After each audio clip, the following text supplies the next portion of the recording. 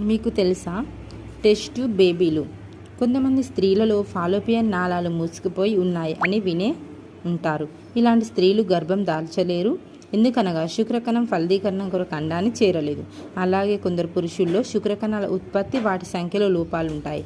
ఇలాంటి పరిస్థితుల్లో డాక్టర్లు అప్పుడే విడుదలైన అండం శుక్రకణం సంగ్రహించి పరీక్ష నాళికలో ఫలదీకరణం చెందిస్తారు. దీన్ని IVF అంటాం. శరీరం బయట ఫలదీకరణం చెందిన సంయుక్త బీజాన్ని 1 వారం రోజుల వరకు ప్రయోగశాలలో అభివృద్ధి చేసి తర్వాత దాన్ని తల్లి గర్భాశయంలో ప్రవేశపెడతారు.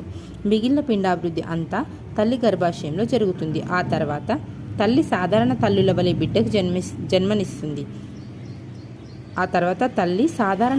వలె బిడ్డకు జన్మనిస్తుంది. ఈ పద్ధతిలో పుట్టే బిడ్డలను టెస్ట్ ట్యూబ్ బేబీలు అంటారు. ఇలాంటి పిల్లలు పరీక్ష నాళికలోనే పుడతారని కొందరు అపోహపడుతుంటారు. ఇది నిజం కాదు.